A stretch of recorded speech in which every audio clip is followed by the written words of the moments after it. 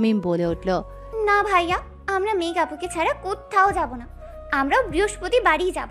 এবার মনে হয় বন্যাও একটু সাহস পেল, বলে উঠল, ফুপি আম্মা, আমার মেঘের সাথে একেবারে যাই। মালিহা খান উঠে গিয়ে আবিরের কান টেনে ধরল, বলল, বাড়ির খুব বড় কর্তা হয়ে গেছিস তাই না? আমার ভাইজানের উপর দিয়ে যাচ্ছিস। শব্দ করে বলে উঠলেন। আমি আসার সময় আব্বু চাচ্চুর সাথে কথা বলে এসেছি। আবির মাহমুদা খানকে বলল, ফুপ্পি, মেঘ আমাকে আগেই জানিয়েছিল যে তুমি ওদের নিতে এসেছো এবং বাকি সবাইকে শুক্রবার যেতে বলেছো। তাই আমি আসার সময় আব্বু চাচ্চুর সাথে এই ব্যাপারে কথা বলে এসেছি। তারাও আমার সাথে একমত। তারাও চায় ওরা বৃহস্পতিবার যাক আর বাকিরা শুক্রবার পৌঁছে যাবো ইনশাল্লাহ। মাহমুদা খান কিছুটা মন খারাপ করে বলল, ঠিক আছে, তবে তাই হবে।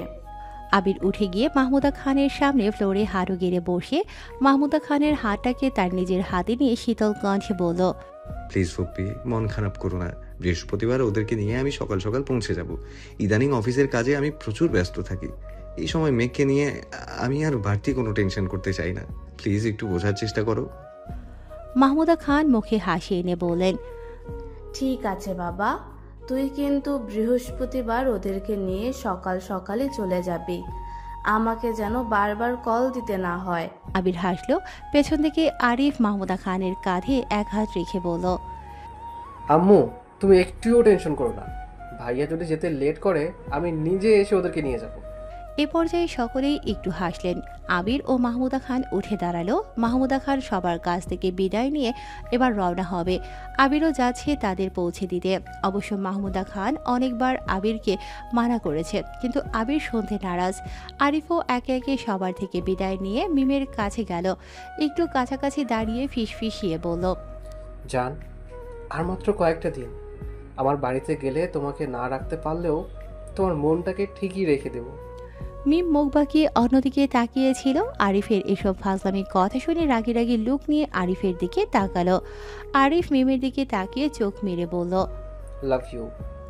মিম আরিফের কর্মকাণ্ড দেখে চোখ গোল গোল করে তার দিকে তাকিয়ে আছে। এক নজর আশেপাশে সবার দিকে তাকিয়ে আরিফের যাওয়ার পানে দেখল। নির্লজ্জ লোক একটা, মুখে কিছুই আটকায় না। মনে মনে বলে উঠল মিম। আবির মাহমুদা খানকে বাড়িতে পৌঁছে দিয়ে জান্নাতের সাথে কয়েকটা কথা বলে বের হয়ে আসলো। আবির, লিমন, রাসেল, মোবারক তার জন্য অপেক্ষা করছে। প্রায় সন্ধ্যা 6টা বাজে। বন্যার মনটা কিছুটা ছটফট করছে। বিয়ের পর গত এক সপ্তাহে তানভীর তার কাছাকাছি ছিল সব সময়। আজ থেকে দৈনন্দিন জীবনে ফিরে গেছে তানভীর। তানভীর একটা সরকারি চাকরি করে। প্রতিদিন 5টায় তার অফিস ছুটি হয়ে যায়।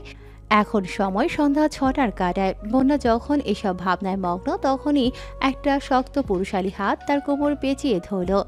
মুহূর্তে বন্যার শরীরটা ভয়ে ঝাঁকুনি দিয়ে উঠল। বন্যার ঘাড় ঘুরিয়ে পেছনে তাকাতে চাইতেই তার গালে ভেজা ভেজা চুলের শীতল স্পর্শ ঠেকল।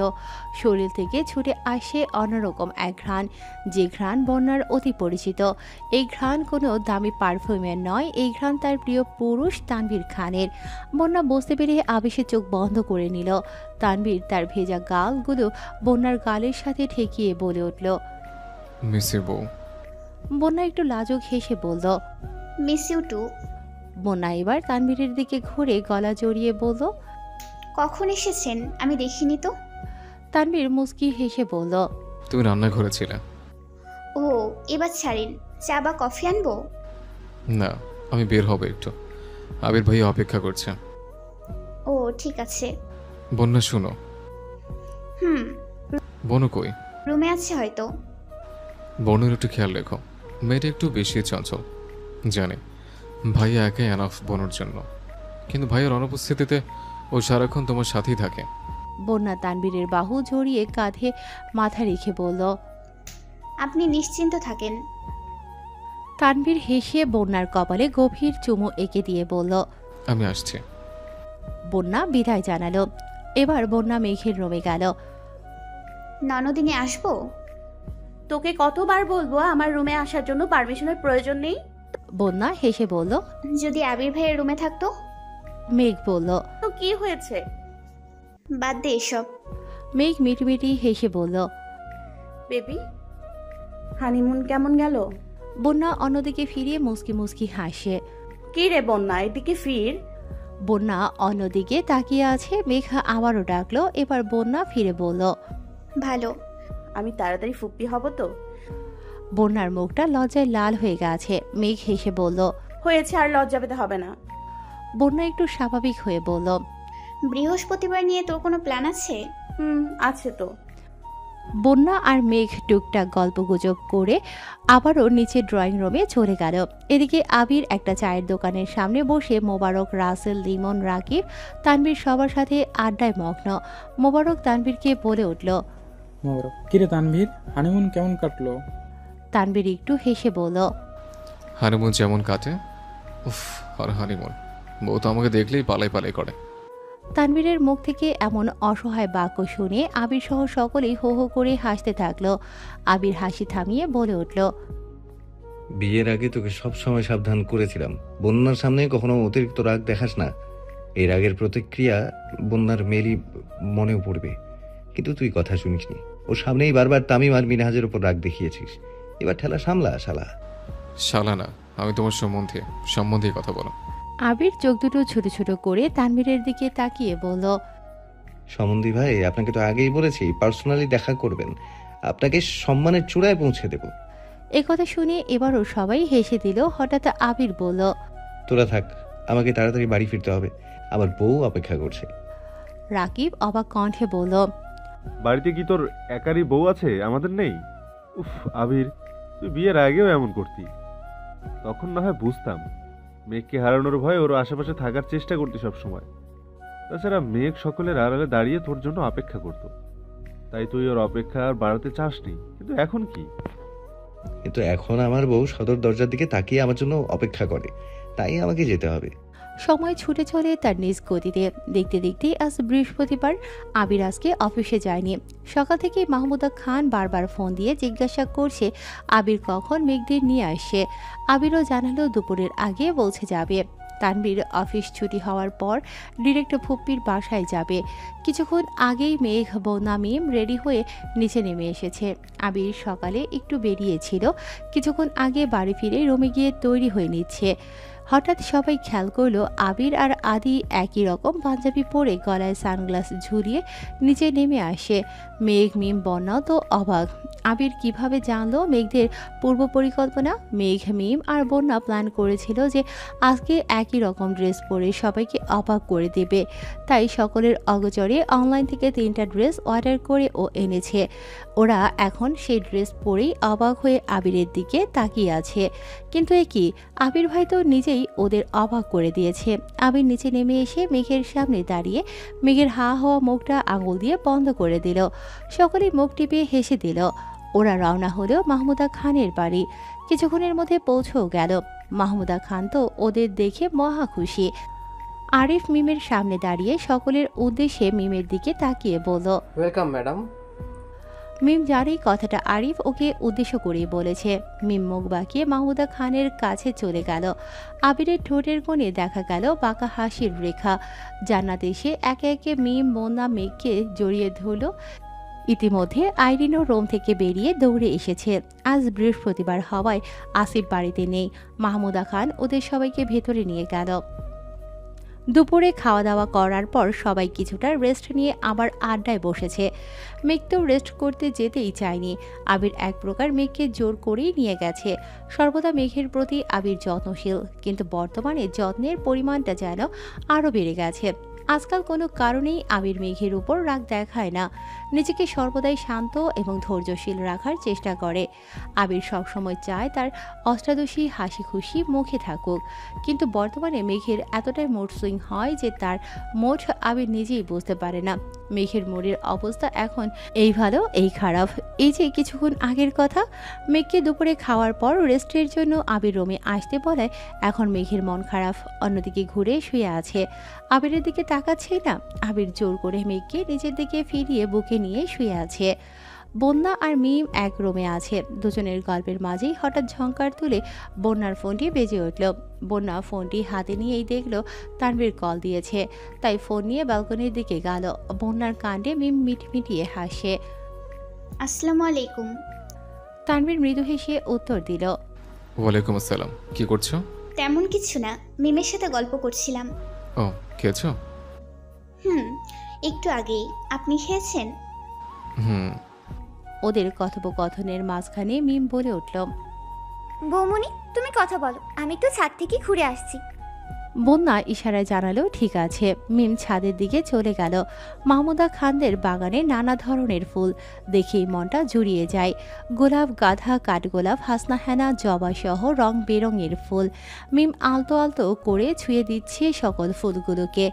মিম একটা গোলাপ ছিঁড়তে যাবে, ঠিক তখনই কেউ কর্কশ কণ্ঠে বলে উঠল, এই মেয়ে, ফুল ছিঁড়ছো কেন? হঠাৎ করে এই দুপুরবেলা ছাদে কারো কণ্ঠ পেয়ে মিম ভয়ে চিৎকার করে উঠল। সঙ্গে সঙ্গে একটা হাত মিমের মুখ চেপে ধরল। মিম ভয়ে চোখ খিচে আছে। আরিফ মিমের ভয়ার্ত মুখের পানে দৃষ্টি রেখে বলে উঠল, দিনের বেলায় আমাকে দেখলে তোমার এত ভয় লাগে, তাহলে রাতে? এটুকু বলেই আরিফ খেয়াল করলো মিম পিটপিট করে তাকাচ্ছে। মিম চোখ খুলে দেখলো আরিফ ঘোর লাগা দৃষ্টিতে তাকিয়ে আছে। মিম আরিফের চোখের পানে তাকিয়ে ভয়ার্ত চোখে জিজ্ঞাসা করলো, আপনি? আরিফ একটু রহস্যময় হেসে বলল, আমি। ভয় পেয়েছো জান? মিম নিজেকে একটু সামলে দাঁত খিচিয়ে বলে উঠল, ভয় কেন পাবো? আর আপনি কোথা থেকে একটু পর পর উদয় হন বলুন তো? তোমার হৃদয় থেকে, তোমার অন্তর থেকে। মিম একটা দীর্ঘশ্বাস ফেলে বলল, পাগল লোক। আমি পাগল না, তুমি পাগলি। কারণ তুমি বুঝতে পারো না যে তোমার ভেতরে আমি উদয় হই, আবার তোমাতেই অস্ত যাই। তুমি কবে তোমার মনের কথা শুনবে বলো তো? মিম এবার রেগে মেগে বলল, এই আপনাকে কে বলেছে যে আমি আমার মনের কথা শুনি না? শুনো বুঝি।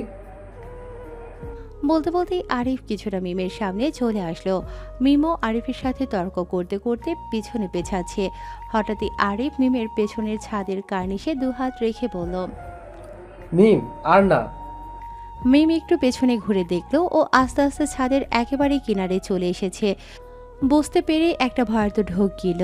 আরিফ মিমকে এক টান দিয়ে সামনের দিকে ঘুরিয়ে বলল, জান, একবার আমার হয়ে যাও, সারা জীবন যত্ন সহকারে রেখে দিব। যত খারাপ পরিস্থিতি আসুক, কখনোই তোমার হাত ছাড়বো না। মিম সামনের আকাশের দিকে ফিরে তাকিয়ে আছে, আর আরিফ পেছন দিকে তার দুবাহু ভেতরে মিমকে রেখে ছাদের কার্নিশে দুহাত রেখে দাঁড়িয়ে আছে। মিমের গায়ে আরিফের একটু স্পর্শও লাগছে না, তবুও মিমের হাত পা যেন অসাড় হয়ে আসে। শরীরটা যেন মৃদু মৃদু কাঁপছে। কাঁপা কাঁপা কণ্ঠে মিম বলে উঠল, ছাড়ুন আমায়, যেতে দিন। আরিফ একটু নেশালো কণ্ঠে বলল, একবার আমার হয়ে যাও না মিম। তুমি বিহনে আমার এই একাকিত্ব তোমাকে আগুনের চেয়েও মারাত্মক দহন দহন করে। তোমাকে ছাড়া আমি আর বাঁচতে পারছি না। মিম নিজেকে ছাড়ানোর উদ্দেশ্যে আরিফের দিকে ফিরে দাঁড়ালো। চোখ পড়ল আরিফের কামুক নেশালো দৃষ্টিতে। আজ আরিফকে একটু অন্যরকম লাগছে। মনে হচ্ছে কোনো একটা ঘোর আরিফকে যেন ঘিরে রেখেছে। মিম কিছু বলার জন্য ঠোঁট ফাঁকা করতেই আরিফ মিমের ঠোঁটে এক আঙুল ছোঁয়ালো। মিম লক্ষ্য করলো আরিফের চোখ দুটো আজ ঘোলাটে। মনে হচ্ছে সারা রাত ও ঘুমোয়নি। কেমন একটা নেশাত্মক দৃষ্টি দিয়ে তাকিয়ে আছে মিমের মুখের পানে। মিমের হঠাৎই মনে হলো আরিফ তার মুখের দিকে ঝুঁকে আসে। মিম অন্যদিকে ফিরে চোখ কেচে বন্ধ করে রেখেছে। তারপর কি ভাবলো কে জানে, উত্তেজিত হয়ে আরিফের গালে ঠাস করে কষিয়ে একটা চর বসিয়ে দিল। সঙ্গে সঙ্গেই ছুটে পালাতে চাইল, কিন্তু আরিফের পৌরশালী একটা হাত মিমের আরেক হাত টেনে ধরল। আরিফ মিমের দিকে না তাকিয়ে সামনের দিকে ফিরে বলল, মিম, তুমি আমায় চিনতে পারলে না। যখন তুমি আমাকে বুঝবে, পাওয়ার জন্য বারবার খুঁজবে, হয়তো তখন আমি আর তোমার জীবনে এক্সিস্টই করব না। বলেই মিমের হাতটাকে ছেড়ে দিল। মিমও ছুটে নিচে চলে গেল। আরিফ এক নজরে দূর আকাশের দিকে তাকিয়ে আছে। দীর্ঘশ্বাস ফেলে বলল, তুমি কি করে আমাকে এতটা নীচ ভাবতে পারলে? আমি তো শুধু তোমার কপালটা ছোঁয়াতাম। দুপুরের কড়া রোদের পাশাপাশি মানুষের শরীরের ছায়াটাও যেন বিদায় নিয়েছে। একটা ঘর্মাত্মক দুপুর পার হয়ে ধরণীতে দেখা দিয়েছে এক স্নিগ্ধ বিকেল। দুপুরের ঘটনার পর মিম আর বাহিরে বের হয়নি। যদি চোখে চোখ পড়ে যায় আরিফের সেই ভয়ে। মিম জানে আরিফ তাকে কিছুই বলবে না, এমনকি বাড়ির কাউকেও এ ব্যাপারে অবগত করবে না। তাও এক অনাকাঙ্ক্ষিত ভয় যেন তাকে ঝাঁকিয়ে ধরেছে। মিমের এই এক অদ্ভুত বিশ্বাস আরিফের প্রতি। মিম জানে আরিফের দ্বারা তার কোনো ক্ষতি কোনো কালেই সম্ভব নয়। দুপুরের এই অনাকাঙ্ক্ষিত ঘটনাটি মিমকে এখনও তাড়া করে বেড়াচ্ছে। সেটা কি একমাত্র আরিফের প্রতি ভয়? না, সেটা কেবলই অপরাধবোধ। আরিফের প্রতি মিমের আকস্মিক কর্মকাণ্ড আরিফের পাশাপাশি মিমকেও এক অদ্ভুত দহনে পড়াছে। আরিফ কি তা জানে? হয়তো না, আবার হয়তো হ্যাঁ। সদ্য যৌবনে পা দেয়া কিশোরী মিম নিজের মনটা অনেক আগেই আরিফের নামে লিখে দিয়েছে। কিন্তু কি লজ্জা, এই কথা তার মন স্বীকার করেও তার মস্তিষ্ক মানতে চায় না। কি করেই বা মানবে? দীর্ঘ 27 বছর আগে এই একই প্রেম ঘোরের কারণে এই বাড়ির একমাত্র আদরের মেয়ের সাথে সম্পর্ক বিচ্ছিন্ন হয়েছিল খান বাড়ির। আবির আর মেঘাপু এই বাড়িরই ছেলে মেয়ে, তাদের ব্যাপারটা সম্পূর্ণরূপে আলাদা। কিন্তু মিম আরিফকে ভালোবাসলে যদি ফুপ্পির সাথে আবারও সম্পর্কের বিচ্ছেদ ঘটে, তাহলে তো ফুপ্পি ভেতর থেকে এবার শেষ হয়ে যাবে। এই কলঙ্ক মিম নিজের কাঁধে কখনোই নিতে পারবে না। মেয়ে মানুষ অল্প বয়সেই যেন নিজের ম্যাচুরিটি পরিচয় দেয়। এই কিশোরী যেন তার জলজান্ত প্রমাণ। হয়তো আরিফ তা ভাবছে না, তাই এক গভীর সম্পর্কে নিজেকে আটকাতে যাচ্ছে। আবার এটাও হতে পারে আরিফও একই চিন্তায় বিভোর, কিন্তু তার মন তা মানতে চায় না। এত কিছু হিবিজিবি ভাবনার মাঝেই বাহিরের ড্রয়িং রুমের শোরগোল শুনে মিমের ধ্যান মগ্ন হলো। সবার কথা একত্রে ড্রয়িং রুমে শোনা যাচ্ছে। মিম ছুটে গেল ড্রয়িং রুমে, দেখলো তানভীর এসেছে। তাকে নিয়েই আদি খুশিতে হইচই করছে। আবির ভাইয়া, মেঘাপু, বৌমনি, আদি, ফুপ্পি, জান্নাত আপু, আইরিন সহ সকলেই সেখানে উপস্থিত। কিন্তু তাও যেন মিমের চোখ অন্য কাউকে খুঁজছে। মিমের চোখ দুটো ব্যাকুল অস্থির নয়নে ড্রয়িং রুমের চারদিকে তাকিয়ে আরিফকে খুঁজলো। কে রে মিম, এত দূরে কেন দাঁড়িয়ে আছিস? এদিকে আয়। বলেই হাঁক ছেড়ে ডেকে উঠল তানভীর। মিম হক চুকিয়ে বলল, আসছি ভাইয়া। বলেই সকলের সামনে গেল মিম। হঠাৎই মেঘ বলে উঠল, মিম তোর চোখ মুখ এমন ফুলে আছে কেন? তোর কি শরীর ঠিক আছে? মিম কিছুটা থতমত খেয়ে বলল, মানে হ্যাঁ আপু, আমি ঠিক আছি। পাশ থেকে বন্যা বলে উঠল, আমার ছোট্ট ননদিনীর মুখটা এত বিষণ্ণ কেন দেখাচ্ছে? মিম মুখটাকে একটু কাচুমাচু করে বলল, আসলে বৌমনি ঘুমিয়েছিলাম তো, হয়তো তাই একটু অন্যরকম লাগছে। তোমরা কি শুরু করলে বলো তো? মিম, আমার পাশে এসে বস। বলে উঠল তানভীর। পরন্ত বিকেলের রক্তিম তাপহীন সূর্যকে বিদায় জানিয়ে অন্তরিক্ষকে রং বেরঙের আবিরে সাজিয়ে ধরণীতে নেমে এলো সন্ধ্যা। মাহমুদা খানদের বাড়িটা সবসময় জমজমাট থাকে। আইরিন, জান্নাত, আসিফ, আরিফ সবাই যেন বাড়িটাকে মাতিয়ে রাখে। এর মাঝে জুটিয়েছে আজ খান বাড়ির গুরুত্বপূর্ণ ছোট সদস্যর। তারাও হইচইয়ের কোনো দিক থেকে কম নয়। সকলে একত্রে ড্রয়িং রুমে বসে জমিয়েছে সন্ধ্যার আসর। মাহমুদা খান তার হেল্পিং হ্যান্ডের উদ্দেশ্যে করে বলল, সকলের জন্য চা নাস্তা তৈরি করতে। চায়ের সাথে সাথে সন্ধ্যার আড্ডাটা বেশ ভালোই জমবে মনে হয়। আবির কখন থেকে নিজের ফোনটা হাতে নিয়ে স্ক্রল করে যাচ্ছে। হঠাৎ মেঘ সকলের উদ্দেশ্যে বলে উঠল, চলো আমরা সবাই কোনো খেলা খেলি। মেঘের হঠাৎ প্রস্তাব শুনে সকলে সায় দিলেও আবির আর মিম সায় দিল না। মেঘের এই সময় খেলার কথা শুনে আবির কখন থেকে ভ্রুকুচকে নিঃশব্দে তাকিয়ে আছে। হঠাৎই তার চেহারাটা যেন বড্ড গুরু গম্ভীর হয়ে উঠল। কিন্তু মেঘ তা তো লক্ষ্যই করেনি। মেঘ তো মিমের সাথে কথা বলায় ব্যস্ত। কি রে মিম, তুই খেলবি না কেন? তোর আজ আবার কি হলো বলতো? বলেই প্রশ্নের তীর ছুড়ে দিল মিমের দিকে। মিম একটু ইতস্তত কণ্ঠে বলে উঠল, না আপু, তেমন কিছুই না। মেঘ চোখ ছোট ছোট করে মিমের মুখপানে তাকিয়ে আছে, বলল, তোর মতিগতি আমি ঠিক বুঝতে পারতেছি না। এই ভালো এই খারাপ, অসুখটা কোথায়, তোর মনে নাকি শরীরে? মেঘের দুষ্টুমি বুঝতে পেরে মিম একটা দীর্ঘশ্বাস ফেলল। এবার মেঘ একটু কটূক্তির সুরে বলে উঠল, বুঝেছি, তোর জন্য একটা ডাক্তার জামাই লাগবে। মিমকে বলা মেঘের এরকম কথা শুনে সবাই হু হু করে হেসে দিল। স্টপ ইট, এখানে কোনো খেলা হবে না। তুমি মিমকে কেন জোর করছো যেখানে তুমি নিজেই খেলতে পারবে না? বলেই মেঘের মুখপানে কটমট করে তাকালো আবির। মেঘ মনে হয় একটু ভয় পেল। হ্যাঁ, ভয়। এই 2-1 বছরে আবিরের রাগ যেন সে ভুলেই গেছে। মেঘ একটু কাঁদো কাঁদো মুখ নিয়ে আবিরের মুখের পানে তাকিয়ে বলল, আপনি কেন এমন করছেন? সবাই মিলে একসাথে খেললে মজা হবে অনেক। বন্যা, তানভীর, জান্নাত সকলে যেন নীরব দর্শক। আবিরের নজর মেঘের কাদো কাদো মুখের দিকে পড়ায় তার চেহারার গাম্ভীর্য যেন তৎক্ষণিক সে পাল্টে আন্তরিক অবস্থায় ফিরে এলো। মেঘের কাছে এগিয়ে গিয়ে বলল, তুমি কেন এই মুহূর্তে খেলাধুলা এগুলোতে এত আসক্ত হচ্ছ? তুমি কি জানো না এই সময় তুমি নিজেকে নিয়ে এত লাফালাফি করলে আমাদের বেবি কষ্ট পাবে? আবিরের এবারকার শান্ত কথা শুনে মেঘ চোখ মেলে আবিরের চোখের দিকে তাকালো। আহা, কি শান্ত সে দৃষ্টি! একটু আগের রাগের চেহারাটা যেন তার নেই। আসলে একটু আগে যখন আবির ফোন স্কল করতেছিল তখনই খবর পেল আজ অফিসে একটা ছোটখাটো ঝামেলা হয়েছে। সেটা নিয়ে মূলত আবিরের মেজাজ গরম। হয়তো অন্য কারোর উপরের রাগটা ভুলে ভালে জায়গায় দেখিয়ে ফেলেছে। আবির মেঘকে শান্ত করতে চাইলেও শান্ত হওয়ার বিনিময়ে মেঘ আবিরের বাহু জড়িয়ে আবারও বলে উঠল, আপনি কেন এত রাগ করছেন? আমরা তো ট্রুথ অ্যান্ড ডেয়ারও খেলতে পারি। আবির একটু চুপ থেকে বলল, ঠিক আছে খেলো, বাট আমাকে ডাকবে না এসবে। তানভীর আবিরের হাত জড়িয়ে বলল, ভাইয়া তুমি না থাকলে খেলায় কোনো মজা আসবে না। বলেই জোর করে মেঘের পাশে বসিয়ে দিল আবিরকে। আবির মেঘের পাশে বসতেই লক্ষ্য করল মেঘের মন খারাপ হয়ে গেছে। সকলের অগোচরে আবির মেঘের এক হাত শক্ত করে ধরে আছে এখনো। আবির আস্তে আস্তে মেঘকে বোঝালো, জানালো যে অফিসের কাজে ডিস্টার্ব থাকার কারণে মেজাজটা হঠাৎই চড়ে গিয়েছিল। এবার মেঘের মুখটা একটু শিথিল হয়ে আসলো। পাশ থেকে জান্নাত বলে উঠল, এই যে ভাইয়ার ভাবি, আপনাদের প্রেম করা শেষ হলে খেলায় মনোযোগ দিন। আবির আর মেঘ একটু হাসলো, মনোযোগ দিল খেলায়। কিন্তু মিমের মন যেন আজ তার কাছেই নেই। যদিও থাকে তার মন আজকাল তার কথা না শুনে যেন অন্য পুরুষের কথা শুনছে। এই যে এখন মস্তিষ্ক বলছে তাকে আর খুঁজবো না, কিন্তু মন বারবার বলে উঠছে কোথায় সে। ড্রয়িং রুমে এত মানুষের ভিড়ে কেন সে নেই? ভাবনার মধ্যেই হঠাৎ মিমের কানে সকলের চিৎকার ভেসে আসলো। চোখ মেলে তাকিয়ে দেখলো বোতলটা ঘুরে আবিরের দিকে ফিরে আছে। জান্নাত বলে উঠল, প্রশ্ন আমি করব, ভাইয়া ট্রুথ নাকি ডেয়ার? ট্রুথ।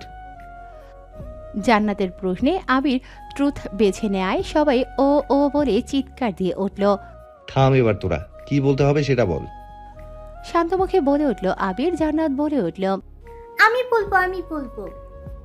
উফ ভাইয়া, ট্রুথ নিলে ডেয়ার নিতে পারলে না? আবির কপাল কুঁচকে আইরিনের দিকে তাকিয়ে বলল, কেন? আইরিন মিনমিনিয়ে বলল, তাহলে তো তোমাকে দিয়ে অন্য একটা টাস্ক কমপ্লিট করাতাম। আইরিনের কথাটা ঢাকা পড়ে গেল তানভীরের স্বরে। হয়েছে, ভাইয়ের পছন্দ হয়েছে, তাই ট্রুথ নিয়েছে, তাতে এত কিছু প্রশ্ন? আবির জান্নাতের দিকে তাকিয়ে বলল, জান্নাত কি প্রশ্ন করতে চাও করো। আবিরের কথায় এবার যেন সবাই একটু স্বাভাবিক হয়ে আসলো। জান্নাত বলল, আচ্ছা ভাইয়া, আপনি যখন আমাদের মেঘবতীকে প্রপোজ করেছেন তখন তো আমরা মেয়েরা ছিলাম না, তো এখন মেঘবতীকে নিয়ে কিছু অপ্রকাশিত কথা আজকে প্রকাশ করে দিন। আবির একটু হাসলো, তারপর তাকালো মেঘের মুখের পানে। মেঘ একটু লাজুক হেসে মাথা নুইয়ে বসে আছে। আবির কিছুক্ষণ থেমে তারপর বলা শুরু করলো, মেঘ, তোমাদের সকলের কাছে এই নামটা ছোট একটা শব্দ হলেও আমার কাছে এটার বিশালতা অনেক। এই মেঘ নামক মূল্যবান মানুষটিকে আমি বহু যত্নে গত 16টি বছর হৃদয়ের মাঝে একটু একটু করে যত্নে পুষেছি। আমার সারা জীবনের সকল পূর্ণতার মাঝে শ্রেষ্ঠ পূর্ণতা আমার কাদম্বিনী।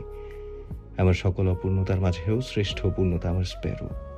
মেঘ একটু কাঁদো কাঁদো মুখ নিয়ে আবিরের মুখের পানে তাকিয়ে আছে।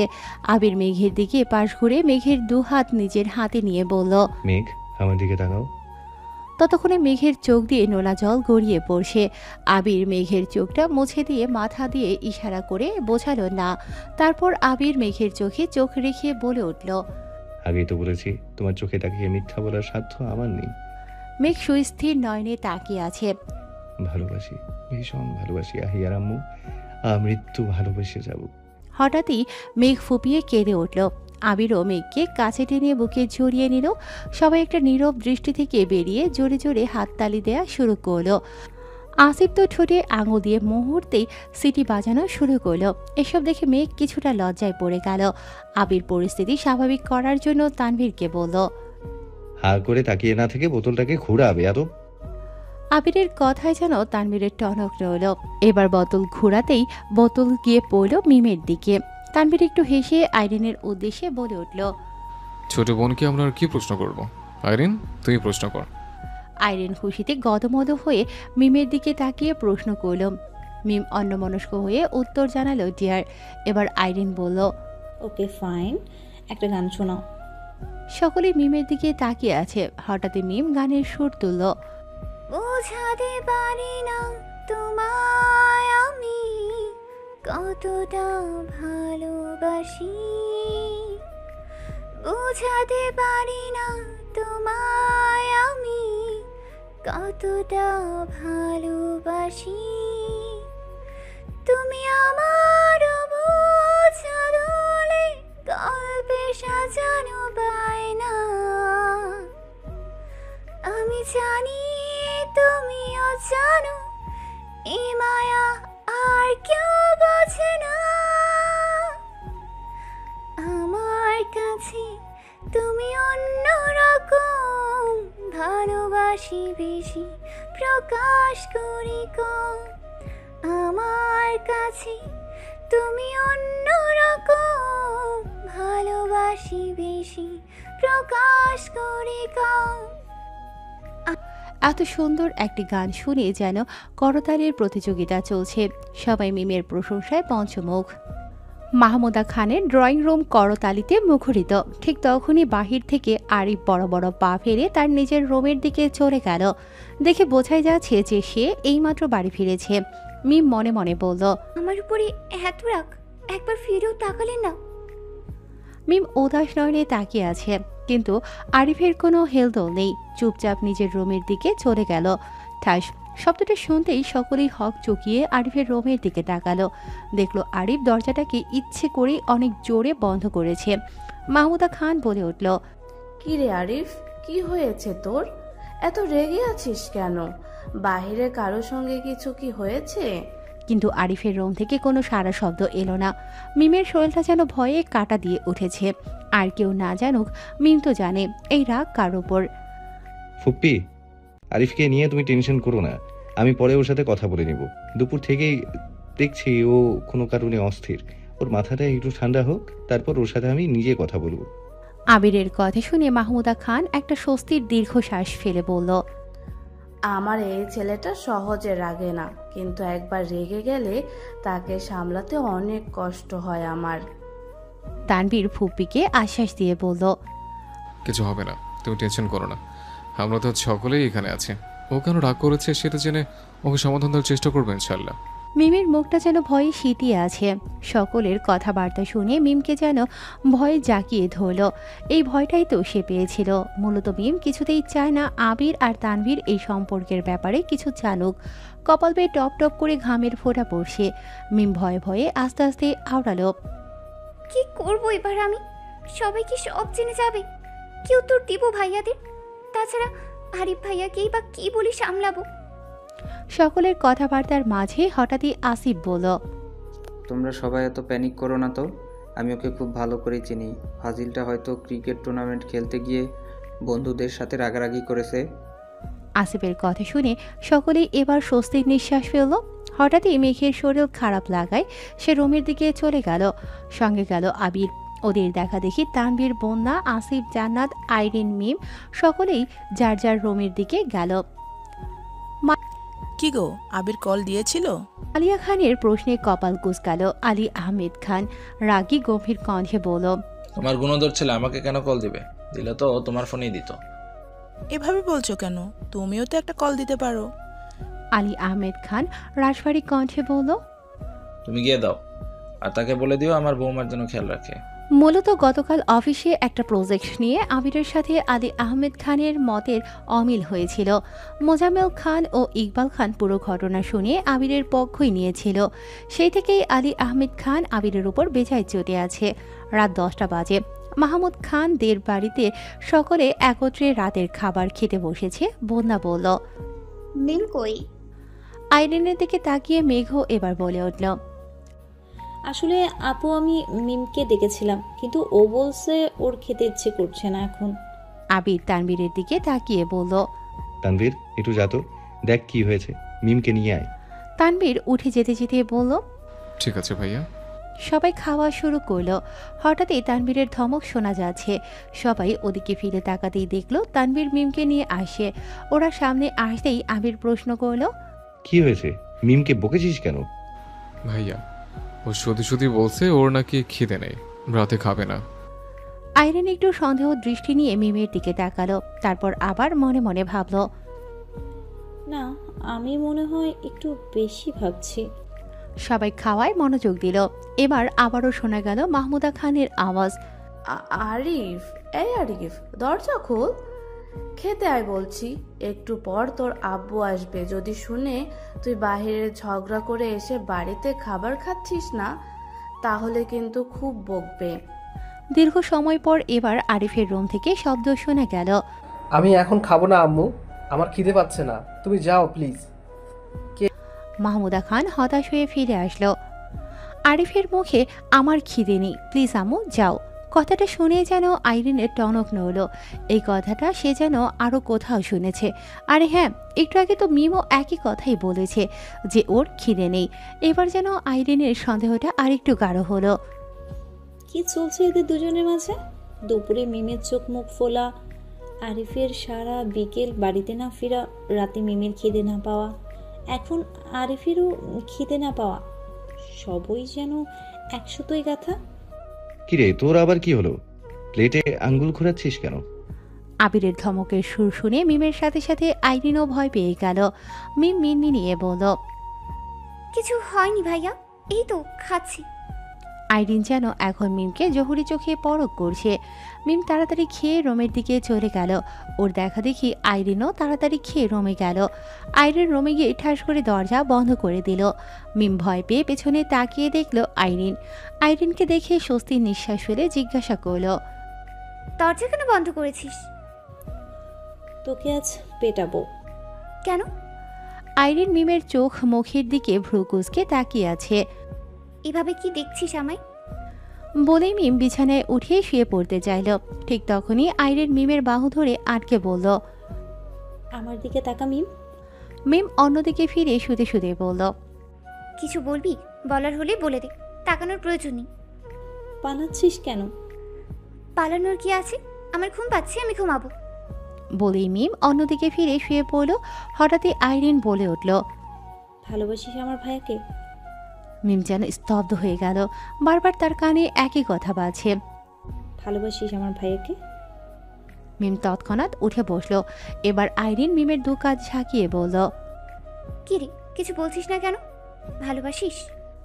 আইরিনের এমন সরাসরি প্রশ্নে মিম কিছু না বলে নিচের দিকে তাকিয়ে ফুপিয়ে কেঁদে উঠল। কেঁদে কেঁদে বলল, আমি জানি না, আমি কিছুই জানি না। শুধু জানি ওর রাগ করে থাকায় আমার নিঃশ্বাস বন্ধ হয়ে আসছে। আমি আর শক্ত হয়ে থাকতে পারছি না আইরিন। বলেই আবারও হু হু করে কেঁদে উঠল মিম। মিমের এমন অবাধ কান্না দেখে আইরিন মিমকে বুকে জড়িয়ে ধরল, বলল, কাঁদিস না প্লিজ, সব ঠিক হয়ে যাবে। আইরিন আবারও বলল, তুই তো ভাইয়াকে ভালোবাসিস বুঝলাম, কিন্তু ভাইয়া? উনি আমাকে প্রপোজ করেছিল, কিন্তু আমি তাকে ফিরিয়ে দিয়েছি। আইরিন কপালে হাত দিয়ে বলল, হায় রে আমার কপাল, এ কেমন ভালোবাসা তুমি আমাদের দেখাইলে আল্লাহ। আমার ভাইয়াকে এতটা ভালোবেসেও কেন তাকে ফিরিয়ে দিয়েছিল মিম? আমি কি করব বলো? আমি চাই না ফুপির মতো আমিও খান বাড়ি থেকে দীর্ঘ সময় বিচ্ছেদ থাকি। আইরিন মিমের থুতনিতে হাত দিয়ে মুখটাকে উপরে তুলে বলল, তাহলে কি ভাইয়াকে ছাড়া থাকতে পারবি? মিম এবার ঝরঝর করে কেঁদে দিল, বলল, আমি পারবো না, মনে হচ্ছে দম আটকে মরে যাব। আইরিন হাসলো, রসিয়ে রসিয়ে বলল, এত ভালো আমার ভাইয়াকে কবে বাসলি মিম? জানি না আমি, কিন্তু তার দূরত্ব আমার সত্তাকে যেন নাড়িয়ে দিচ্ছে। আমি আর পারছি না। এবার আইরিন ঠান্ডা কণ্ঠে বলল, মিম শান্ত হো, ভাইয়া তুই গ্রহণ করে নে, পরে যা হবে পরেরটা পরে দেখা যাবে। মিম চোখ তুলে আইরিনের মুখের পানে তাকালো। মিমের চোখ দুটো কান্নায় রক্ত লাল হয়ে আছে, চোখের কোঠরগুলো ফুলে চোখটাকে ছোট দেখাচ্ছে। রাতের আকাশ যেন অনুভূতির ক্যানভাস, যেখানে তারাগুলো স্মৃতির আঁচড় কাটে। রাতের নীরবতা কারো মনে শান্তি নিয়ে আসে, আবার কারো মনে প্রবল অশান্তি। এই সময় আমাদের অনুভূতিগুলো আরও গভীর হয়ে ওঠে। রাতের আকাশে যে চাঁদ দেখা যায় তা দিনে সূর্যের আলোর মতোই মূল্যবান। রাতের নিস্তব্ধতায় আত্মার কথা শোনা যায়। নিস্তব্ধ রাত অনেকের কাছে আবেগ প্রকাশের এক বিশেষ মুহূর্ত। তেমনি একটা রাত আজকে। আকাশের উপর থালার মতো মস্ত বড় একটা চাঁদ উঠেছে। আরিফ ছাদের কার্নিশে হাত দিয়ে সে চাঁদের দিকে তাকিয়ে আছে। হয়তো সে চাঁদের মধ্যেই খুঁজছে তার প্রিয়সীর মুখ। সে কি করে বোঝাবে মিমকে সে কতটা ভালোবাসে? আরিফের কাছে সবচেয়ে কষ্টের ব্যাপার হলো সে জানে মিমও তাকে ভালোবাসে, তবুও কেন মিম সায় দিচ্ছে না আরিফের ডাকে। যদি মিম আরিফকে ভালো না বাসতো তাহলে হয়তো আরিফ মিমকে কখনোই কোনোভাবে জোর করতো না। মিমের প্রতি আরিফের ভালোবাসাটাকে হৃদয়ের এক কোণে যত্নে গুছিয়ে রাখত। ভালোবাসার দহনে আরিফ নিজেকে একা পোড়াতো, কখনো মিমের গায়ে আঁচড়ও পড়তে দিত না। কিন্তু মিমও যে আরিফকে ভালোবাসে সেটা বোঝার পরেও আরিফ কিভাবে চুপ করে থাকবে? আরিফ একটা দীর্ঘশ্বাস ফেলে আবারও আকাশের পানে তাকালো। মেঘ। আবিরের ডাকে মেঘ আবিরের বুক থেকে মাথা তুলে তাকিয়ে বলল, ঘুমিয়ে গেছো? মেঘ ঘুমো ঘুমো কণ্ঠে বলল, না। কার আমাদের একবার নার্সিং হোমে যেতে হবে। মেঘ নাক সিটকে বলে উঠল, উফ, আমি নার্সিং হোমে যেতে পারবো না। আবির ভ্রুকুচকে মেঘের দিকে তাকিয়ে জিজ্ঞাসা করল, কেন যাবে না? নার্সিং হোমে গেলে আমার বমি পায়, হ্যাক্সিসল আর মেডিসিনের গন্ধে আমার গা গোলায়। আবির একটু প্রসারিত হেসে মেঘের মাথায় হাত বুলোতে বুলোতে বলল, বউ, কালকের দিনটা একটু কষ্ট যে করতেই হবে। কালকে না গেলে তোমাকে আবার নিয়ে যেতে যেতে নেক্সট ফ্রাইডে হবে। এর মাঝে আমি আর ফ্রি হব না। তাছাড়া তোমার ইমিডিয়েটলি ব্লাড গ্রুপ টেস্ট করাটা প্রয়োজন, যাতে আমি সঠিক সময়ে রক্তের যোগান দিতে পারি। মেঘ ঠোঁট বাঁকিয়ে উত্তর জানালো, ঠিক আছে, যাব। আবির মেঘের ললাটে শব্দ করে শক্ত একটা চুমু খেলো, বলল, আমার লক্ষ্মী বউ। বন্যা ব্যালকনিতে দাঁড়িয়ে আছে, তার খোলা চুলগুলো অবাধে উড়ছে। সে এতক্ষণ মূলত এখানে দাঁড়িয়ে তার বড় আপুর সাথে ফোনে কথা বলেছে। তানভীর ঘুমানোর আগে ওয়াশরুম থেকে ফ্রেশ হয়ে এসে দেখল বন্যা রুমে নেই। চারদিকে একবার চোখ বুলোতেই দেখল বন্যা ব্যালকনিতে দাঁড়িয়ে আছে। বন্যা হঠাৎই বুঝতে পারল একটা পুরুষালী হাত তার লতানো কোমরে বিচরণ করছে। বন্যা পিছন ফিরে তানভীরের দিকে তাকালো। এবার তানভীর বন্যার খোলা চুলের ঘ্রাণ নিতে নিতে বলল, কি এক অদ্ভুত মাদকতা আছে তোমার কাছে, তোমাকে দেখলে সেটা নেশায় মত্ত হতে ইচ্ছে করে। বন্যা একটু মুচকি হাসল। তানভীরের গায়ের পুরুষালী সুঘ্রাণটা যেন বন্যাকেও নেশাতুর করে তোলে। বন্যা নিজে নিজেই ভাবে, লজ্জায় তানভীরের বুকে মাথা গুঁজল। আরিফ এখনো ছাদে দাঁড়িয়ে চাঁদের পানে তাকিয়ে আছে। হঠাৎ একটা মেয়েলি সুঘ্রাণ তার নাকে এসে ঠেকতেই পাশে তাকালো। চাঁদের রূপলি আলোয় দেখা যাচ্ছে একটা মেয়েলি অবয়ব তার পাশে দাঁড়িয়ে আছে। চাঁদের হালকা স্নিগ্ধ আলোয় আরিফ খেয়াল করল মেয়েটির পরনের শাড়ির আঁচলটি বাতাসে অবাধে উড়ছে। কোমরের নিচ পর্যন্ত পড়া চুলগুলো বাতাসে মৃদু মৃদু দুলছে। মেয়েটির চাঁদের পানে তাকিয়ে থাকা দেখে আরিফের মনে হচ্ছে মেয়েটি যেন চাঁদ দেখা নিয়ে কোনো প্রতিযোগিতায় নেমেছে। পাশের আরিফের দিকে তার কোনো খেয়ালই নেই। পাশে থাকা অবয়বের দিকে তাকিয়ে আরিফের দৃষ্টি যেন থমকে গেছে। মুহূর্তেই গতি হারিয়েছে হৃস্পন্দন। মনের ভেতরের নিষিদ্ধ চাওয়াগুলো যেন এলোমেলো ছুটছে। এক মুহূর্তেই যেন নিজের চোখকে আরিফের অবিশ্বাস লাগছে। তার মনে হচ্ছে তার পাশের অবয়বটি তার অতি কাছের, অতি চেনা কেউ, কিন্তু তার ভাবনার মানুষটি যে এ সময় এই রূপে এইখানে আসার কথা না। বলে প্রশ্নবোধক দৃষ্টিতে তাকালো আরিফ। ভালোবাসি হয়নি মালা, তবু ভালোবাসি, পাশাপাশি হয়নি চলা, তবু পাশাপাশি। বলি আরিফের দিকে ফিরে তাকালো মিম। এই মুহূর্তে যেন থমকে গেছে আরিফের হৃস্পন্দন। বুকের ভেতরের ধুকপুকুনি ক্রমশই বাড়ছে। কিছুটা মিনমিনিয়ে বলল, তুমি? মিম তাকিয়ে আছে আরিফের দিকে, কি স্বচ্ছ তার চোখের দৃষ্টি। আরিফের হঠাৎ করে মনে হলো আকাশের রূপলি চাঁদটা যেন নিচে নেমে এসেছে। চাঁদের মৃদু আলোতে হালকা পিঙ্ক কালারের শাড়ি পরে দাঁড়িয়ে আছে মিম। তার খোলা চুলগুলো কোমর ছাড়িয়ে নিচ পর্যন্ত গড়িয়েছে, যা বাতাসে মৃদু মৃদু দুলছে। শাড়ির আঁচলটা এই মুহূর্তে অবাধ্যের ন্যায় উড়ছে। কি মোহনীয় সেই দৃষ্টি। আরিফ কিছুক্ষণ তাকিয়ে থেকে চোখ সরিয়ে নিল। এই নারীর দিকে তাকালে আরিফ তার মনকে আর কিছুতেই আটকে রাখতে পারবে না, হারিয়ে যেতে ইচ্ছে করবে এই রমণীর মাঝে। হঠাৎই মৃদু ধাক্কায় কেঁপে উঠল আরিফ, দুগদম পিছনের দিকে সরে গেল। আকস্মিক ঘটনায় আরিফ হতভম্ব, নিস্তব্ধ। কি ঘটল এই মুহূর্তে তার সাথে? তাল সামলাতে না পেরে ছাদের কার্নিশটি চেপে ধরল। কোনো কিছু বুঝে ওঠার আগে মিমের ফুপিয়ে ফুপিয়ে কান্নার শব্দ শোনা যাচ্ছে। মিম এখানে অনেকক্ষণ আগে এসেছে, কিন্তু আরিফের কোনো ভাবান্তর না দেখে বুঝতে পারল আরিফ তাকে এখনও ক্ষমা করতে পারেনি। সেই কষ্টে ফুপিয়ে কেঁদে উঠল মিম। নিজের ভয় জড়তাকে সাইডে রেখে আশ্রয় পড়ল আরিফের শক্তপোক্ত ঢেউ খেলানো বুকে। আমাকে প্লিজ ক্ষমা করে দিন।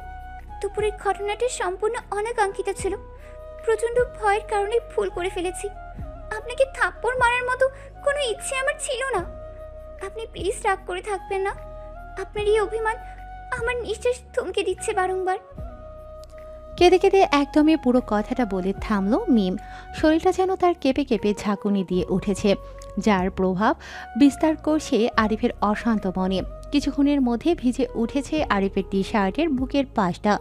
হঠাৎ করে মিম কাঁপা কাঁপা কণ্ঠে বলে উঠল, ভালোবাসি। আরিফের নিরন্তর নিথর দেহের ন্যায় দাঁড়িয়ে আছে। কথাটা শুনতেই যেন তার বুকটা কেঁপে উঠল। আস্তে আস্তে আওড়ালো, ওয়ান্স মোর। ভীষণ ভালোবাসি। আরিফ আবারও বলল, অ্যাগেইন। এবার যেন তার কণ্ঠটাও কাঁপা কাঁপা শোনা যাচ্ছে। মিম এবার কিছুটা সাহসের সাথেই বলে উঠল, ভালোবাসি, ভীষণ ভালোবাসি, অনেক অনেক ভালোবাসি।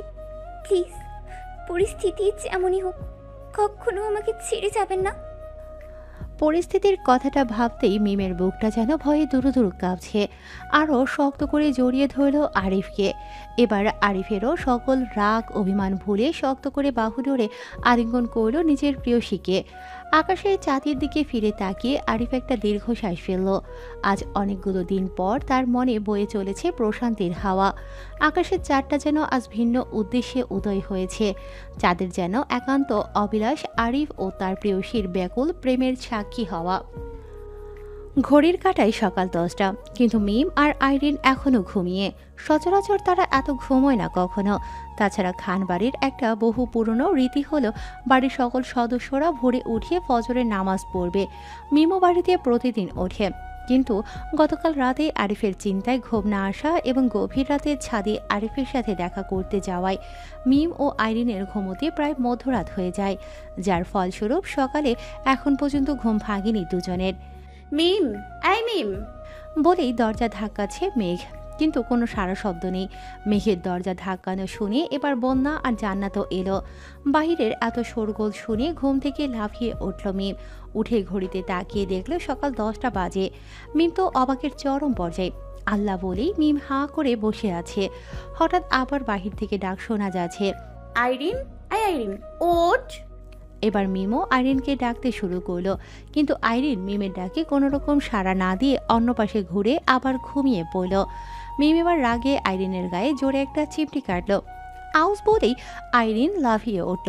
মিমের হঠাৎ চিমটি এবং বাহিরের দরজা ধাক্কানো শুনে আইরিন ভয়ে ভয়ে জিজ্ঞেস করল, কি হয়েছে? মিম দুষ্টুমির সুরে বলল, ডাকাত পড়েছে বাইরে।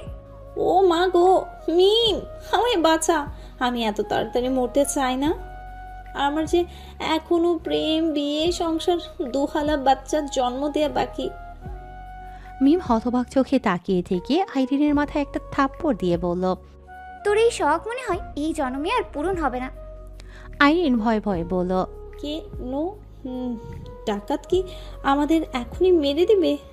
মিম একটু রাগে কণ্ঠে বলল, না, তবে ডাকাত না মারলেও একটু পর বাড়ির লোকের মার খেয়ে অবশ্যই মরবো। আইরিন একটা দীর্ঘশ্বাস ফেলে দাঁত কেলিয়ে বলল, যা দুষ্টু ভাবি, বাড়ির লোক আমাদের কেন মারবে? তারা তো আমাদের ভালোবাসে। বলেই আইরিন আবার শুয়ে বলল, কি রে, তোরা কি এবার ঘুম থেকে উঠবি নাকি তোদের ভাইদের ডাকবো? মাহমুদা খানের কণ্ঠে এবার মিমের টনক নড়তেই মিম জোরে বলল, আসছি ফুপি। বলেই আইরিনকে আবারও ডাকলো, বলল, এই আইরিনের বাচ্চা, জলদি উঠ। ভুলে গেছিস রাতের কথা? তোর বুদ্ধিতে তোর ভাইকে ইমপ্রেস করতে গিয়ে শাড়ি পরে এখন আমি ফাঁসির আসামি হয়ে যাচ্ছি। তাড়াতাড়ি উঠ হারামি, এগুলো গোছাতে হবে, না হলে আজ আর রক্ষা নেই। মনে হচ্ছে পিঠের হাড় আজ আর একটাও অস্ত্র থাকবে না। রাতে মিমকে পরিয়ে দেয়া আইরিনের শাড়ি ব্লাউজগুলো এখনও রুমে ছড়িয়ে ছিটিয়ে আছে। কথাটা মাথায় আসতেই আইরিন লাফিয়ে উঠে বসল। মিম, জলদি সব গোছা। বলেই আইরিন তাড়াহুড়ো করে গোছাতে থাকলো সব, কিন্তু বিপত্তি ঘটল অন্য জায়গায়। মধ্যরাতে অতিরিক্ত পাকনামি করতে গিয়ে তাড়াহুড়োয় আলমারির চাবিটা যে কোথায় রেখেছে দুজনের একজনেরও মনে নেই। আলমারি ছাড়া এসব অন্য কোথাও তুলে রাখাও যাবে না। মিম আইরিন বাইরে বের হওয়ার পরেই হয়তো জান্নাত এসে পুরো রুমটা গোছাবে। অন্য কোথাও রাখলে ধরা খাবে নিশ্চিত। দুজন হন্যে হয়ে খুঁজতে লাগলো চাবির গোছা। এলোমেলো ছোটাছুটির দৌড় মিমের সাথে আইরিনের মাথা খেলো জোরে এক ধাক্কা। মিম আ বলে চিৎকার দিয়ে উঠল, কিন্তু আইরিন সেখানে মনে স্থির না করে তার মনোযোগ দিল মিমের পেছনে চুলে লেগে থাকা চাবির গোছার দিকে। মধ্যরাতে রুমে ফিরে চাবির গোছাটা হয়তো বিছানা থেকে কোথাও তুলে রাখেনি, বিছানায় রেখে ঘুমিয়ে পড়েছিল দুজন, যার ফলে এখন মিমের লম্বা এলোমেলো চুলে চাবিগুলো পেঁচিয়ে আটকে আছে। আইরিন তাড়াহুড়ো করে সেই চাবি খুলতে গিয়ে মিমের কতগুলো চুল ছিল কে জানে। মিম তো একটু কাঁদো কাঁদো মুখে বলেই দিল যে, মাত্র এক রাত হয়েছে ভাবি বানিয়েছিস, এখনই ভাবির চুল ধরে মারছিস।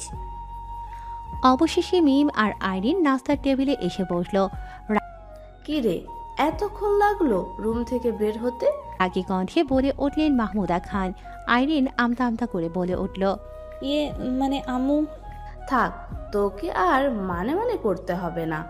অনেকক্ষণ থেকেই সবাই বসে আছে তোদের অপেক্ষায়, এবার নাস্তা সেরে নে। আইরিন মিনমিনিয়ে বলল, মিম, আমরা এই যাত্রায় বেঁচে গেছি। কি রে, এমনিতে এত লেট করে বের হলি, এখন আবার দুজন কি ফিসফিস করছিস? মিমের বরাবর সামনের চেয়ারে বসে বলে উঠল মেঘ। না আপু, কিছু না। এবার সকলে খাওয়া শুরু করলো। তানবীর দেখে দেখে বন্যার প্রয়োজনীয় খাবার তার প্লেটে দিচ্ছে। পাশ থেকে আদি বলে উঠল, ভাইয়া আমাকেও একটু দাও, আমিও তো বৌমনির মতো ছোট। আদের কথা শুনে সকলেই হেসে দিল। তানবীর কিছু না বলে আদের প্লেটেও খাবার তুলে দিল। মেঘ একটু খেয়েই বারবার আবিরকে বলছে সে আর খাবে না, কিন্তু আবির তো ছাড়ার পাঠও নয়, সে কিছুতেই মেঘকে পুরো খাবার শেষ না করে উঠতে দেবে না। জোর করে নানান কথা বলে খাওয়াচ্ছে মেঘকে। আসিফ, আরিফ, মিম, আইরিন তারা যার যার মতো খাচ্ছে। মাহমুদা খান ও জান্নাত সবাইকে নাস্তা পরিবেশন করছে। হঠাৎই মিমের কানে বাজলো এক অন্যরকম সুর। মিম হকচকিয়ে গেল। কি ম্যাডাম, ঘুম হয়েছে? মিম পাশে তাকিয়ে দেখলো তার পাশের চেয়ারে আরিফ বসে আছে। আরিফকে দেখে মিম বিশাল এক চমক পেল। দুরু দুরু বুক নিয়ে মিম বুঝতে পারছে না খাবে নাকি উঠে যাবে, বা এই মুহূর্তে তার কি করা উচিত। কোনো কিছুই বুঝতে না পেরে মিম উঠে যাওয়ার সিদ্ধান্তটাই নিল। কিন্তু আরিফ মনে হয় তা আগে থেকেই জানতো, আর জানবে নাই বা কেন।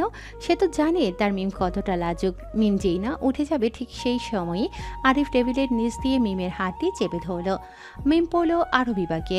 যে মানুষটির পাশে থাকলেই ভেতরের ধুকপুকুনি বেড়ে যায়, সেই মানুষটি যদি তার হাত ধরে রাখে তাহলে মিম কিভাবে স্থির থাকবে? এত ভাবনার ভেতরে হঠাৎই খেয়াল করলো মাহমুদা খান তার প্লেটে আরও খাবার দিচ্ছে। মিম বাধা দিল, কিন্তু মাহমুদা খান কিছুতেই শুনল না। এদিকে মা খাবার দিচ্ছে আর অন্যদিকে ছেলে হাতের আঙ্গুলের ভেতর আঙ্গুল ঢুকিয়ে বসে আছে। মিম পড়ল চরম বিপাকে। আরিফকে দেখে কেউ বুঝতেই পারবে না সে টেবিলের নিচে মিমকে এতটা জ্বালাচ্ছে। সবার খাওয়া দাওয়া শেষ পর্যায়ে মিম আস্তে আস্তে বলল, ছাড়ুন, আমি উঠব। কিন্তু আরিফের চেহারায় কোনো ভাবান্তর দেখা গেল না। সে না শোনার ভান করে খাবার খেয়ে যাচ্ছে। আইরিনের খাবার খাওয়া শেষ হওয়ায় মিমের অন্য হাত ধরে টান দিয়ে বলল, কিরে, খাওয়া শেষ? বসে আছিস কেন? চল। এবার আরিফ মিমের হাতটি আলগা করে দিল। মিমও সুযোগের সদ্ব্যবহার করে ছুটে ত্যাগ করল ডাইনিং রুম। দুপুরে কড়া রোদকে বিদায় জানিয়ে প্রকৃতিতে ধরা দিল পড়ন্ত বিকেল। খানবাড়ির বাকি সদস্যরা দুপুরবেলা এসেছে। আলী আহমেদ খান একটু পরেই সবাইকে নিয়ে খানবাড়ির উদ্দেশ্যে রওনা হবে। মাহমুদা খান অনেক করে বলল, ভাইজান, আজকের রাতটা আপনারা সবাই থেকে যান। কিন্তু আলী আহমেদ খান ও মোজাম্মেল খান কাজের বাহানায় থাকতে নারাজ। তারা মাহমুদা খানকে জানালো আর কিছুক্ষণের মধ্যেই সকলেই রওনা হবে। আবির আলী আহমেদ খানের সামনে এসে বলল, আব্বু, তোমরা সবাইকে নিয়ে যাও বাসায়। কেন, তুমি কোথায় যাবে? আমি মেঘকে নিয়ে একটু নার্সিং হোমে যাব। আবিরের কথা শুনে মালিহা খান, হালিমা খান ও আকলিমা খান এগিয়ে আসলো, জানতে চাইলো মেঘের শরীর ঠিক আছে কিনা। আমি ঠিক আছি। পাশ থেকে আবির বলে উঠল, তোমরা এত টেনশন করো না প্লিজ। আমি ওকে নিয়ে ব্লাড গ্রুপ টেস্ট করাতে যাব। ওর রক্তের গ্রুপটা জানা থাকা আমাদের প্রয়োজন। ঠিক আছে, তোমরা সাবধানে যেও, আমরাও আর কিছুক্ষণ পর বের হব। আবির মোজাম্মেল খানকে সম্মতি জানিয়ে মেঘের কাছে গিয়ে বলল রেডি হয়ে নিতে। মেঘ চলে গেল রেডি হতে, বন্যাও গেল মেঘের পিছু পিছু। আলী আহমেদ খান সকলের উদ্দেশ্যে বলে উঠল, তোমরাও যাও, সবাই রেডি হয় না। আবির মেঘ বের হওয়ার পর আমরাও বেরিয়ে যাব।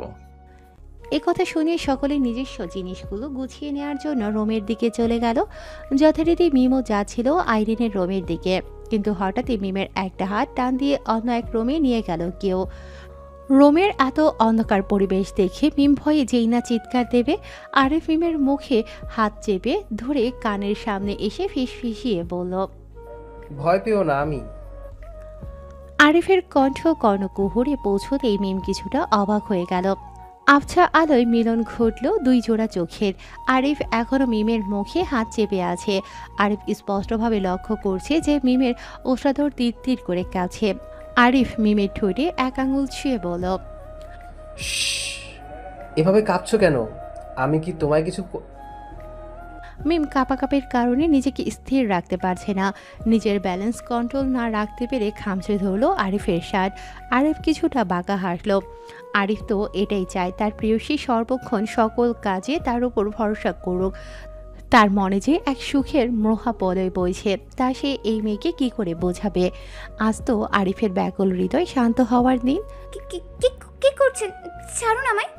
মিমের কাপা কণ্ঠে ধ্যান ভাঙল আরিফের। আরিফের নেশাতুর দৃষ্টিতে মিমের দিকে তাকিয়ে আছে। তার চোখ দুটোর মিমের সারা মুখে যেন বিচরণ করছে। হঠাৎই আরিফ মিমের মুখের দিকে কিছুটা ঝুঁকে আসলো। মিম ভয়ে লজ্জায় চোখ খিচে বন্ধ করে রেখেছে। আরিফ মিমের ললাটে একটা চুমু দিল, তারপর কানের সামনে ঠোঁট নিয়ে ফিসফিসিয়ে বলল, I love you, John. I cannot think without you. I cannot live without you. Trust me, I can handle any situation. Just hold my hand until my last. I say again, you are only mine. আরিফের নেশাতুর কণ্ঠে এতগুলো গোটা ইংরেজি শব্দ শোনার পর মিম আস্তে আস্তে চোখ খুলল। চোখ মিলল আরিফের চোখে। মিম এবার ভয়ার্ত কণ্ঠে বলল, ছাড়ুন আমায়, কেউ চলে আসবে। আরিফ এবার খানিকটা সোজা হয়ে দাঁড়িয়ে মিমের দিকে প্রশ্নবোধক দৃষ্টিতে তাকিয়ে বলল, চলে যাচ্ছ? আবার কবে দেখা হবে? জানি না। বাড়িতে গেলে কি আর আমার কথা মনে থাকবে? মিমের সহজ স্বীকারোক্তি। জানি না। আরিফ এবার খানিকটা ভ্রু কুঁচকে বলল, তাহলে কি জানেন ম্যাডাম? মিম লজ্জায় মাথা নুইয়ে বলল, তাও জানি না। আরিফ বুকের পাশে এক হাত রেখে খানিকটা ব্যথাতুর সুরে বলল, ইস, আপনার কণ্ঠ ভাণ্ডারে কি জানি না ছাড়া আর কোনো শব্দ নেই।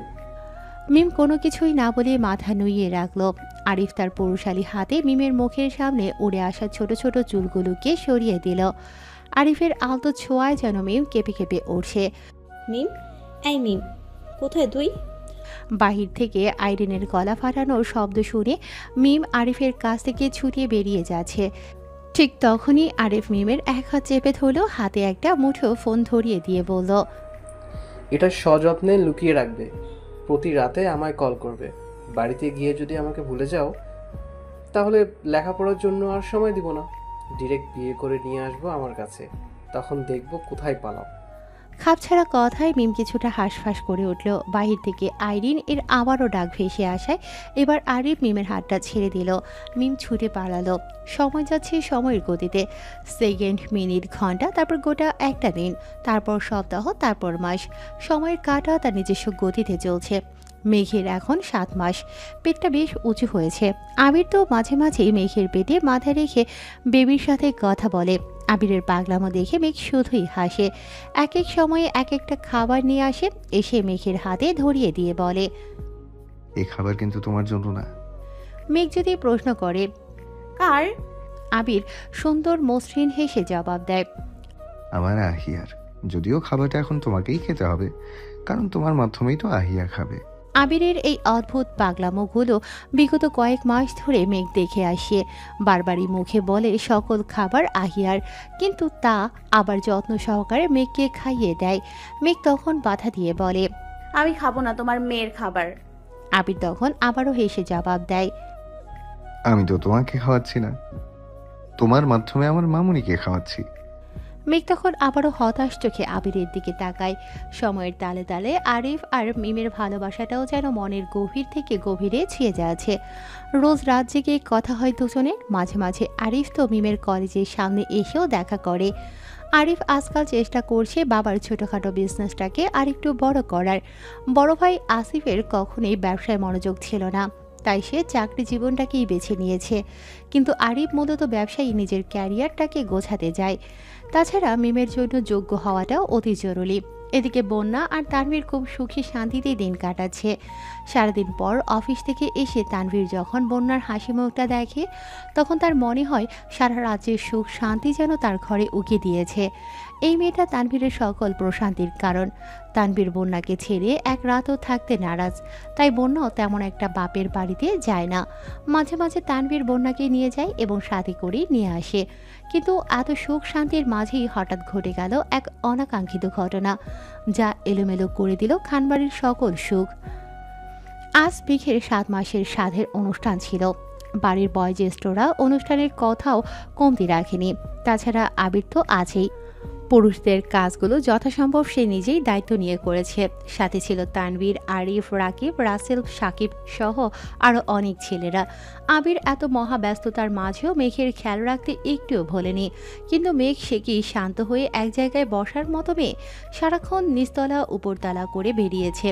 ভারী শরীর নিয়েও সে দৌড়াদৌড়ি থেকে একটুও পিছপা হয়নি। সবার এত সাবধানতার পরেও সে শোনে কার কথা? সন্ধ্যার একটু পর মেঘকে টুকটুকে একটা লাল শাড়ি পরিয়ে বন্যার নিচে নিয়ে আসলো, বসিয়ে দিল সকলের দোয়া নেয়ার জন্য।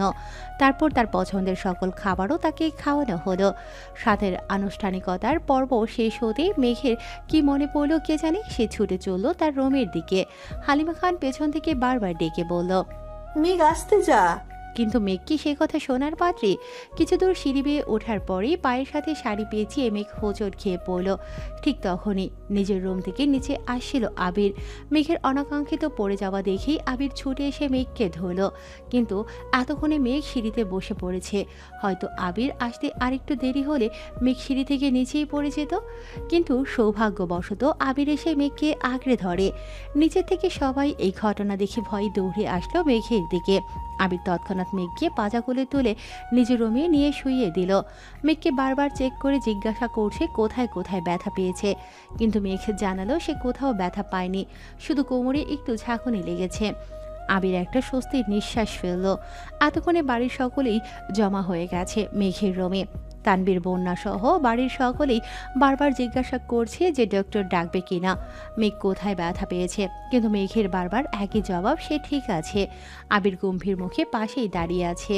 কিছুক্ষণ পর সকলে চলে যেতেই আবির খাটের অন্যদিকে ফিরে শুয়ে পড়ল। মেঘ বুঝতে পারল আবিরের এত বারবার নিষেধ করা সত্ত্বেও মেঘের এত অবাধ্য চলাফেরার কারণেই আবির রাগ করেছে। মেঘ আর কিছুই বলল না, সে নিজেও চুপচাপ শুয়ে পড়ল। কোমরটা হালকা চিনচিন ব্যথা করছে, ঘুমিয়ে যাওয়াটাই শ্রেয়। কিন্তু বিপত্তি ঘটল মধ্যরাতের দিকে। মেঘ আর আবির দুজনেই ঘুমিয়ে আছে। হঠাৎই মেঘ পেট ও কোমরের হালকা চিনচিন ব্যথায় হালকা নড়ে চড়ে উঠল। একপাশ হয়ে শুয়ে থাকা অবস্থায় কোমরে ব্যথা করছে, হয়তো সেটা ভেবেই মেঘ ঘুমের মধ্যে খানিকটা সোজা হলো।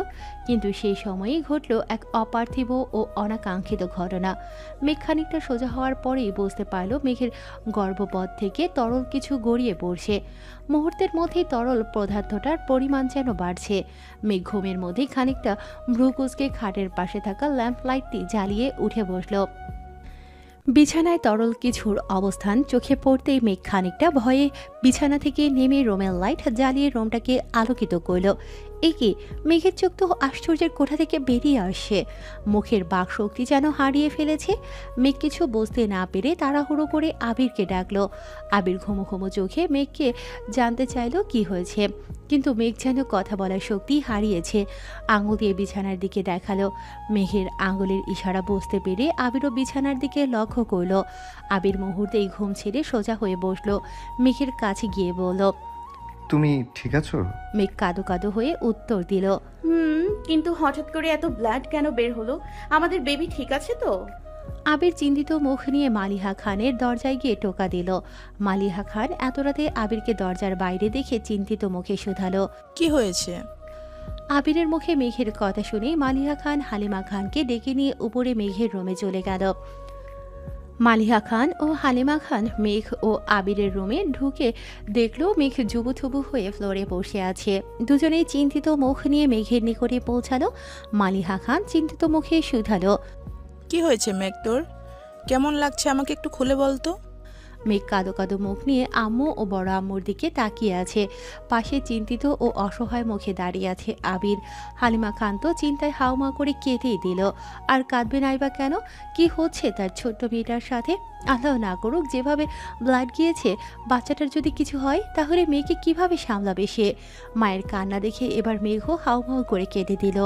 মালিহা খান হালিমা খানের উদ্দেশ্যে বলল, হালিমা, কি করছিস তুই?